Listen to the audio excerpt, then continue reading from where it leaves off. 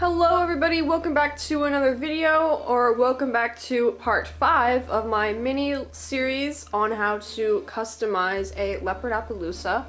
We are on the stage now where I have completed painting on all of his spots, and I must say I'm very pleased at how they came out. Here's his showing side, and then his belly, and then let me try and show you guys a different angle because it's hard to hold him like that. Here's his offside, which I think came out really nice. This side came out nicer than the other side because the consistency of the paint for this side was a little too watery, and which is something I don't like. I actually prefer a thicker consistency of paint, but just almost like a glue consistency because it goes on really smoothly. I don't have to go over a second coat. They just came out really nice on this side, and on his showing side they came out not so nice, but not like terrible or anything to the point where like I'm like not even gonna consider selling him. It's like it's not that bad, but I really like the way he looks. For some, he may look a little crazy. He might look like just like a Dalmatian to you, especially if you haven't really seen too many Leopard Appaloosas. But for me, Appaloosas are my favorite breed of horse, and so this just looks. I'm really happy with it. So now we are going to move on to his the pastelling, if that's even a word, on his legs. And at first I was just gonna go straight in with pastels. I wasn't even gonna, that's what I was gonna do. But I seen this video, and I seen it a while back too, but I just now remembered it until now. And basically it's where you just paint, like how I paint his spots, you just paint his legs with acrylic paint, but up to a certain point. A nice gluey consistency, by the way. You just paint his legs that color, wait for it to dry, and then you go over it with pastels. And then you blend it real nice so it blends kind of like a buckskin. If you've seen buckskins, they're like leg markings, how they blend nicely. Pretty much a lot of horses have that too, not just buckskins. But that's what I'm going to do. So I'm going to get some more of my paint. I'm going to water it down to a glue-like consistency, and I'm going to paint all 4 of his legs. But I'm going to stop the painting right around like his knee area. And then I'm going to go in with the chalk pastels. Now I want to show you guys the kind of pastels that I use. Alright, so these are the pastels that I use. They're currently all like taped together, so I'm going to have to untape it and everything. But I have no idea what brand these are or anything like that. All I know is I got these from Hobby Lobby and they work really nice. I'm going to be using that nice dark black right there. And maybe I'll use that one. I might use some of the gray as well to blend a little further instead of using just straight black. And then the one underneath this, I'm not sure what it looks like. But there's a really good brand of chalk pastels. I think they're called Earth Pigments, and they're like super cheap. You can get them online, and they work very well. They're very pigmented apparently. I might need to get my hands on some of those one day. But for now I use these. They do me justice. Just make sure they are chalk pastels. That way you can shave them down. Not oil pastels or anything like that. And so yeah, but for now I'm not even gonna worry about these. For now I'm still basically gonna paint, gonna be painting his legs with a black acrylic paint like I said earlier. So let's head back over to my desk, and so I'm just gonna work on that, and I guess when I'm done with that I will get back to you guys. That way we can finally start the pastelling, and I'll show you guys the whole process through that and everything and whatnot. So I will see you guys soon. Okay everybody, so I have successfully just did like a light acrylic coat on all 4 of his legs, and I did leave some room, not exactly like right on his knee, that way I can blend it with the pastels. And I just have him propped up like this so he it won't mess up the paint. And I also already set down some newspaper. Make sure before you do your pastels or anything like that you put some newspaper. And this is actually the same exact newspaper I used when I customized another horse I did a while back. As you can see, there's still the residue from the pastels. But anyways, So, and you do want to wear gloves when you're doing this. I don't have gloves, so I just have these really weird like finger gloves. I know they look weird, but I don't really need to wear these except for when I shave it down with the scissors. And to do that, I'm just gonna take one. I'm gonna take this black one.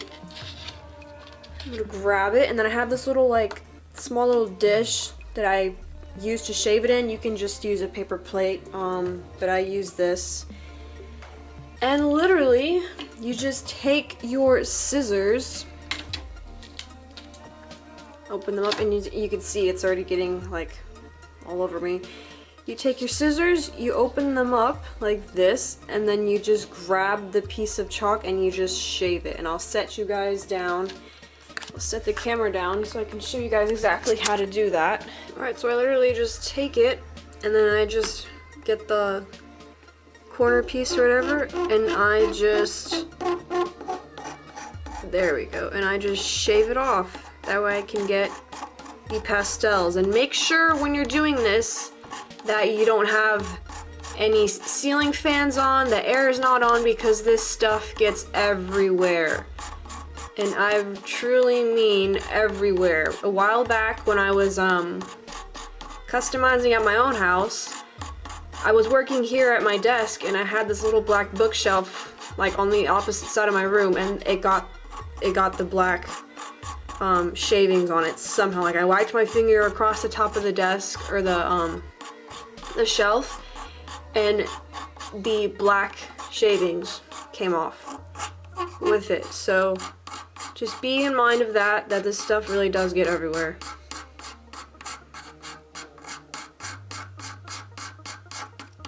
Alright, that should be good for now. So now I'm going to take these gloves off and wash off my hands to make sure that I don't have any pigment on them, so that when I'm touching my horse I don't get it on her. I'm going to pick out a brush to apply it with, and then I'm just going to start working on her, or his legs. I'm just going to apply the pastel all over. That way, since it was a pretty thin coat of acrylic paint, it'll just fill in any gaps. And then I'll show you guys how I'm going to blend it with a Q-tip. That way it smokes out real nicely and it looks realistic. So I will get back to you guys when all 4 of his legs have the first coat of pastels.